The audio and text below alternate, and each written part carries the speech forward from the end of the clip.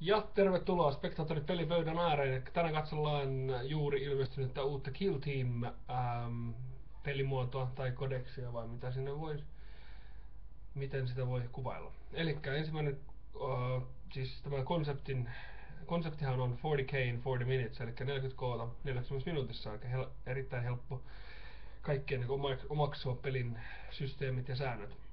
Ja juuri tuli tulos. Ensimmäinen oli vähän enemmän semmoinen turnaussysteemi, että siinä oli niinku, turnaussysteemin kaltainen, mutta tämä on enemmänkin tällainen, että voi kavereiden kanssa pelata vaikka ihan muutamaan viikonloppuisin. Ja miksei myös arkisin. Elikkä siis perusidea on se, sulla on 200 pistettä, 200 pistettä mahdollisuus ottaa kodeksista tavaraa, mutta Force Organization Chartista on vapaana 2 truppia, 1 eliitti ja 1 fast attack. Tämä tietysti rajoittaa, ei ole lainkaan heviä. Ja on muitakin tämmöisiä restrictioneita, eli estoja, mitä ei saa ottaa tähän Kill-tiimiin, mikä tietysti vähän tasapainottaa sitä peliä. Elikkä käydään nämä, elikkä nyt FOC on muuttunut. The Kill Team must include up to 4 non-vehicle models. Eli ei voi ottaa pelkästään valkkareita tai vaikka Chimeraa tai mitä nyt haluaakaan sitten tulla mukaan.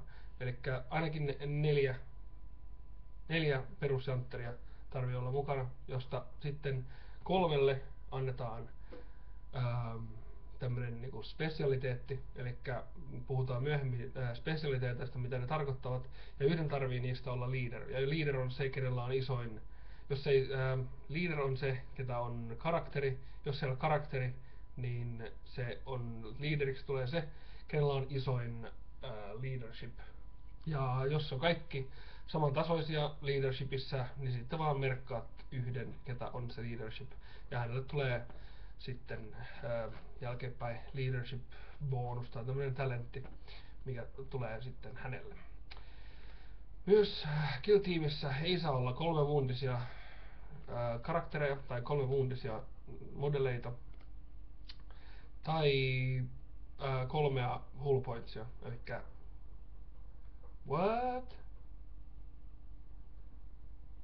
More than 3, siis ei saa olla enempää kuin 3 woundia. Elikkä komissaarit tai lord-komissaarit, no niin ei saa ottaa niitäkään. Elikkä Chimerat sun muut voi ottaa, rinot kaikki, siis anteeksi tämmönen pieni myöhäläys. Mutta siis myös näitten armor value, elikkä transportin tai tankin tai muun AV ei saa olla yhdistettynä enemmän kuin 33. Elikkä ei voi ottaa lemmenrusseja tai mitään muutakaan, missä on 13 tai niinku, ei saa olla yli 33 kaikkien, eli side armor, front armor ja rear armor yhdistettynä, ei saa olla enempää kuin 33. Ei saa onneksi olla flyereita, mikä on onneksi suuri hyvä juttu. Erittäin hyvä asia siihen, että ei saa olla flyereita, koska Necroneilla tai muilla voi olla vähän pieni ylilyöntiasema. Mutta sekin myös, että kaikilla ei saa, siis yhdellä modellilla armeijassa tai tässä Kill-tiimissä ei saa olla 2+ saveä, joten ei ole Terminaattoria näkemässä Kill-tiimissä. Ja mikä tässä erottaa vielä enemmän tässä, eli kun sä ostat niitä pisteillä sun kodeksistas, niin sä ostat sen täyden groupin. Eli jos sä ostat Platoonan IGtä, niin se on jokainen niistä toimii erillisenä ihmisenä, erillisenä äijänä. Every man for himself on tämmönen niinku, every man for himself on niinku tämän säännön juttu, eli kaikki toimivat itsenäisesti. Ei tule mitään ryhmäbonuksia sun mielestä tämmöistä siellä, tai ei tule se, nyt 6. edikassa tulee se, että jos yhdellä on stealth ja sanotaan, että antaisi sen koko niille ryhmälle, se ei käy enää tai ei ole toiminnassa. Eli kaikki toimivat itsenäisesti tässä ja myös depotetaan itsenäisesti, että ei tarvi olla näin. Elikkä leadershipistä, tai leaderista, ketä tulee olemaan tämä niinku Kill Teamin johtaja, kenellä on korkein leadership.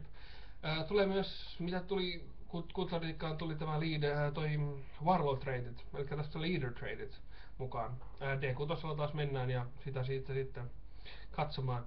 Tässä Kill Team, mikä on GVn julkaisema, on 6 erilaista tietysti, ja niistä tulee erilaiset, hyvinkin erilaiset. Jotkut antaa specialiteetin liiderille, mikä on hienoa, mutta se tarvii olla eri kategorioista kuin ne 3, mitä sä oot jo valinnut niille perusäijille tai niille specialisteille. Eli sitten on leader challenge, eli saa yhden niin ton chasing promotion, että saa yhden victory pointin, mikä on tietysti voittamaan, mutta se tarvii olla challenges, eli reppumiehet olisi hyvä tässä näin. Periaatteessa no, se on challengeissa on hyvä, koska jos tässä kaikki toimii itsenäisesti, eli sä periaatteessa challenge aina, kun sä hyökkäät karakterilla, koska se on vaan kätevämpää silloin, että jos sulla on jotain itsellä tai tällä hemmolla on jotain niinku challenge taitoja, niin tulee enemmän kätevää esimerkiksi Dire Avengerilla, Exarchilla. Ja mitä kaikkea muuta sitten, jos ostat tämän, niin lataat tämän, niin saat sitten katsottavaksi. Elikkä siis specialiteetit on viittä eri alalajiin, elikkä saattaa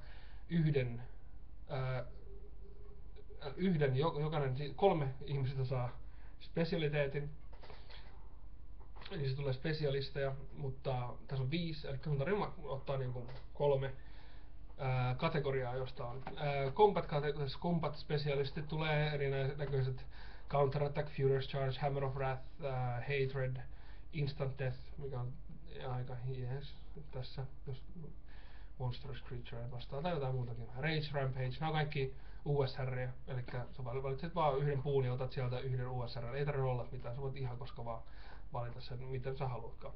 Weapon specialist tietysti ampumiseen. Itse IG:llä valitsin täältä tietysti. Tästä valitsin, tarvitsen tietysti tästä. Elikkä siellä on Haywire, mikä on ihan jees, jos tulee jotain mörköä vastaan. Ignore cover, Mastercrafted, Pinning, Rending, Sniper, Spitfire, Tank Hunter. Seuraavaksi Spitfiresta se on hyvä, koska se voit antaa esimerkiksi vaikka, nyt jos minun kohdessani antaisin sen Kimeralle, eli mä voisin ampua 2 aseella eri kohteisiin.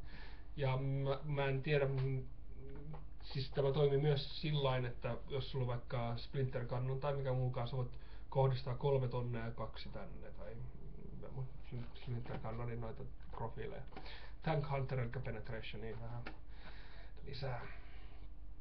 Dirty Fighter Specialities, kolmannes enemmänkin näitä fight-systeemeitä.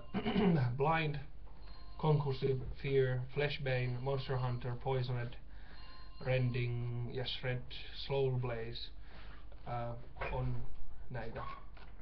Soul Blaze Hordea vastaan tietysti hyvä, mutta tarvitsee muistaa sitä, että yleisesti tässä Kill Teamissa käytetään melko vähän unitteja, modeleita. Elikkä yleensä näkee 7-6 hemmoa, että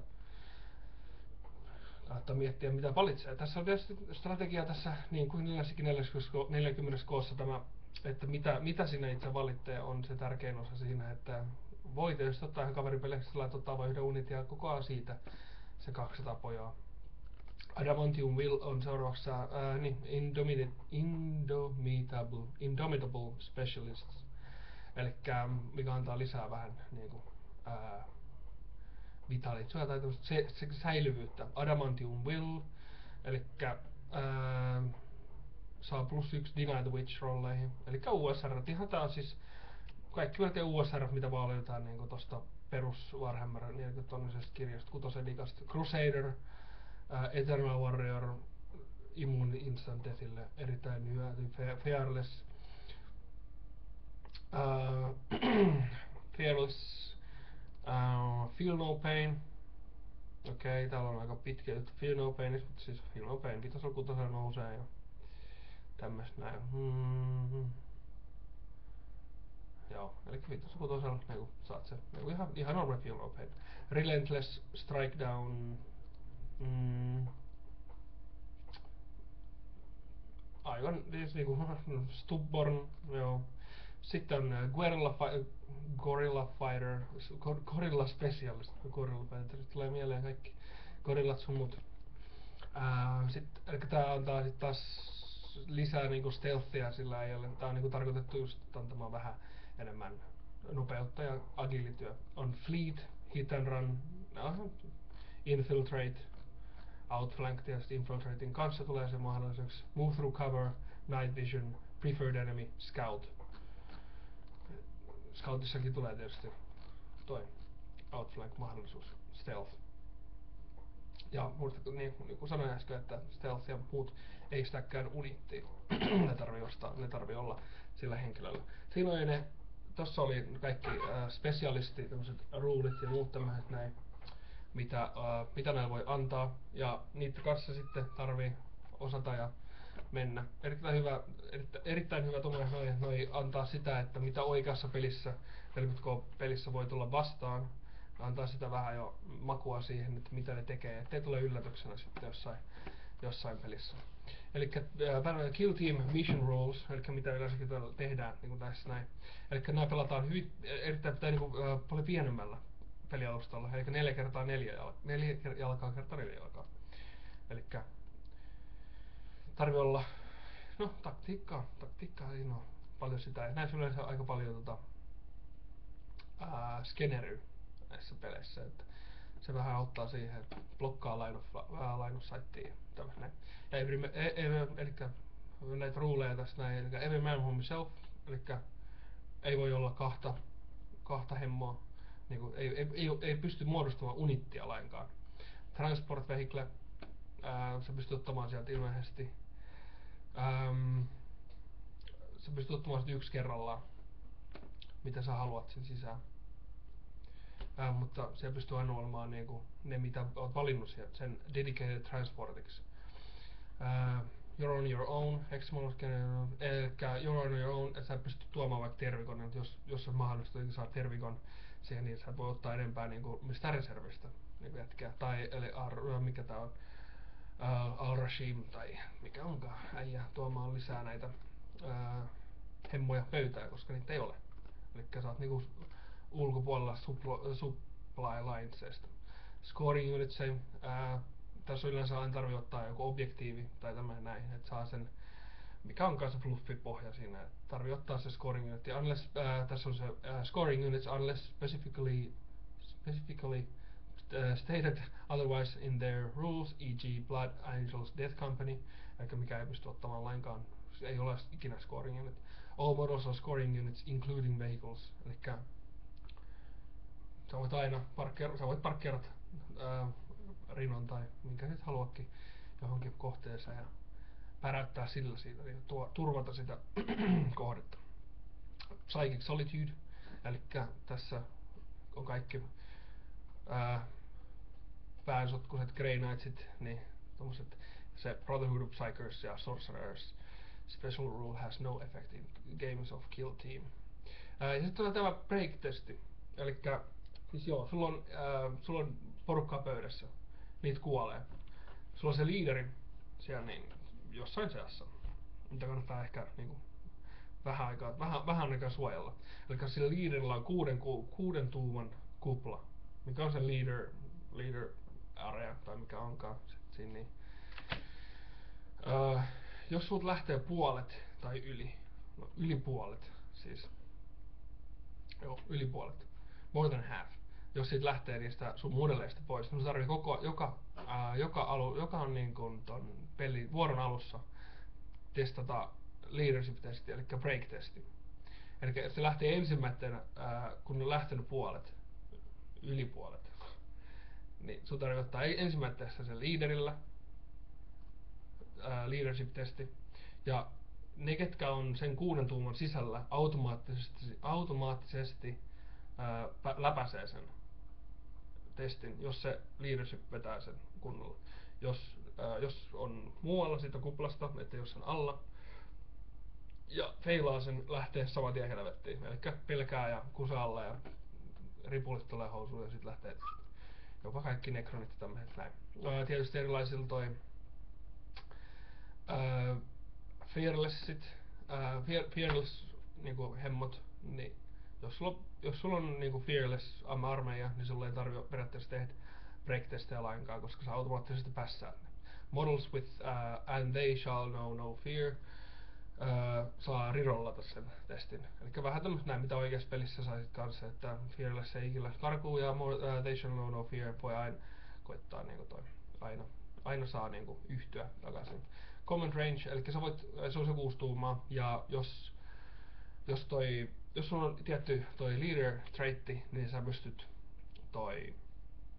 kasvattamaan sitä 12 tuumaa. Muistakaa, että pelataan 4x4 pöydällä, että se on erittäin hyvä, kannattaa vetää sitä 4 vai mikä oli sieltä sitten. Ja erilaisilla kodekseilla oli sitten taas nämmäiset, niistä ei mikä puhuta nyt, muuta kuin Dark Elderit ja tämmöiset näin, kaikilla keinoilla on vähän tämmöiset extra systeemit, eli Necroneilla Reanimation Protocol, nämä Terminaattorit nousee haudastaan ja Demonit ja Chaos Space Marineit. Niillä on oikein Dark Elderilla tästä Pain Token jutusta, eli mitä mömmöjä toi, Power from Pain, joo. Eli Power from Pain tokeneita annetaan erilaisia, niissä on pieniä tämmöisiä näin juttuja. Eli tässä on sit erilaisissa missioneissa secondary objective on Slay the Leader, Slay the Warlord, ihan sama Linebreaker, First Blood, Break the Enemy. Eli kun saat break-testi aiheutettua,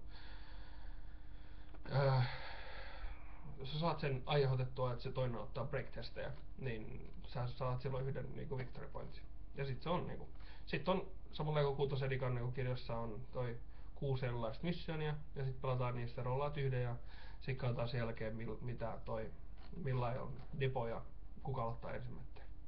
Tässä olisi tämmönen pieni, ja mä palaan tähän asiaan, katsotaan näitä missioneja vähän läpi, katsotaan erilaisia armeijoita, mitä toi erilaisia armelistoja pystyy tekemään. Tässä on kiinnostavaa se, että nykyään saa ottaa karaktereja. Ja se karakterithan muuttui siinä kutosedikassa se, että esimerkiksi ampuvassa armeijassa ne saa precise hitin 6 ja voi challenget ja muut tämmöiset näin. Et tulee, ennen oli se, että sä voit ottaa niinku nimettyjä karaktereja. Eli nyt esimerkiksi IG, että sä voit ottaa Marboa, sä voit ottaa Harkeri, Harkeni ja muut tämmöistä näin kiinnostavaa aihetta. Elikkä itse voin sanoa tästä IGstä ja mitäs muita armeijoja tässä nyt on noita eldereitä ihan Denia katsoo vähän sellaista. Mutta tässä tällä kertainen jutska ja kiitos katsomasta.